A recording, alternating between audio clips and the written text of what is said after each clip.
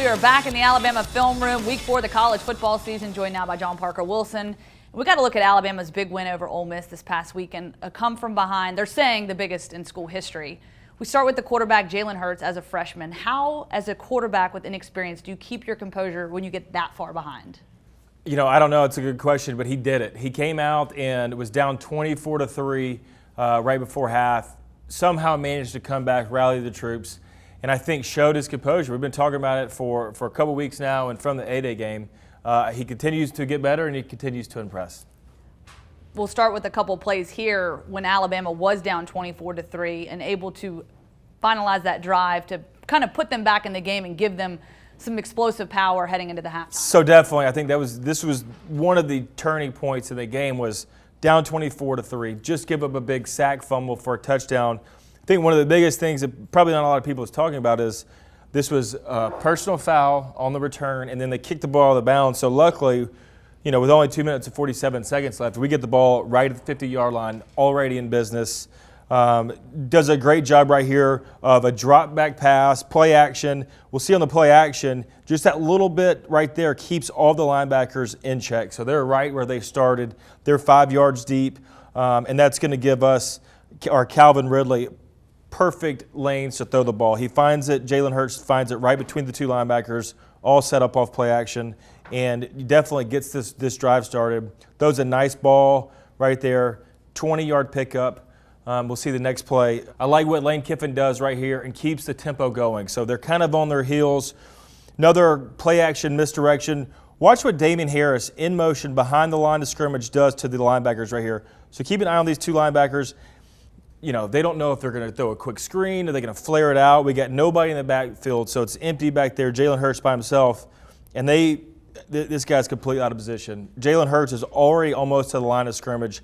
He's out of position. We'll see Bozeman and Alphonse Taylor working right here. They're working on the nose tackle. They're going to double team up to the middle linebacker and does a great job of just springing Jalen free and becoming another explosive play back to back. You can see them working together right there. And then just a big boy block by Bozeman to get another explosive play from Jalen Hurts. You know, this is what you need after a turnover of the other team scoring. Jalen Hurts tucks it right here, designed run. I love it. Get the guy some carries. He's doing a good job running the ball, protecting himself, protecting the ball, and getting upfield and then putting us in the red zone in position to score. And John Parker, after the timeout, the very next play here, the direct snap to Calvin Ridley, what did you see here? So this is an interesting play. Dieter's running in late, so we'll see the umpire waiting for the defense to get set. It's a new rule that they've been coming out with. We'll see Calvin Ridley go in motion, and what looks to be a great play, perfect timing from the center to Calvin Ridley. I think it's we'll call it a bust. I believe Jalen Hurts should have got this ball. Kind of the misdirection what we've seen. Calvin just happens to catch it. We'll see the offensive line block it, and if Jalen keeps it, he probably scores right here also. That being said, we'll see nice blocking out here. 2 guys, and then Calvin is just going to outrun the linebacker to the edge. You know, just a player making plays. We've seen Calvin make big catches downfield. He accidentally catches the ball in the backfield right here, and then basically it's a foot race to the end zone and does a good job of getting in. Interesting take there, and hey, it worked out well. Now, the running game, something that Nick Saban's harped on. We've got to find that go-to back. Looking for him for the first game of the season, second game, third game. Here's Damian Harris. He emerges 144 yards. Big play here, the 67-yard drive. Tell us what happened here. Yeah, so Damian Harris, we saw some flashes against USC in the first game of what he could do, kind of getting caught from running behind and with the USC track guys. But right here, kind of misdirection once again. We'll watch the linebackers on a cross blitz, so a great time to call a misdirection run is when these linebackers, it's a run blitz, they're trying to fill the holes, they just get caught out of position, and Damian Harris hits it, and when they have these blitzes, this is when big plays happen.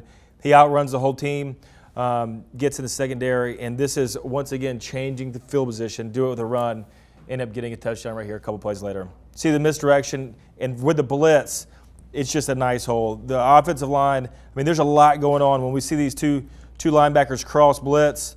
See Mike go first, then the Sam rack back around, and that's going to leave this huge gap right here. And when he hits it, it's a foot race to the end zone. And it seems to me Damian Harris, the obvious number one guy, but Nick Saban likes to have some depth at running back, like any team. And right now, really, that number 2 job seems to be kind of wide open at this point. What did you see? Josh Jacobs, a freshman, coming in here, 2 big plays. Yeah, so Damian Harris, number 1 guy. I think Bo's kind of becoming that short yardage goal line that we'll see down in the red zone. Josh Jacobs right here. I think it's a great play. We're running the pistol, so a new look, but this is an old school play. We'll see Alphonse Taylor pull. We'll have a pulling guard to the weak side. O.J. Howard's going to come and follow him, and then we're going to see Josh Jacobs just do a really good job of reading the block. So he's got to read both the pulling guard and the tight end coming around. Does a good job and picks up 6 yards. We'll see him right here, and this is just watch the left guard come around, kick out the end, and then O.J. Howard filling in right behind him. It's really good for him to see this, read off 2 guys, and then fight for yards downfield. Another thing I like to see, Lane Kiffin's done a lot of good things. So this is the next play. Very next play, same exact call. So we're going to see Alphonse Taylor pull around again. O.J. Howard's going to have to kick out the end. Let's talk about the misdirection again. We've got a corner blitz right here when typically you would think you would go attack the ball. Instead of coming down the line, he's going to play like Jalen's going to keep it. Should be a good play for the defense, but he turns out to be way out of position. You see him sliding right there.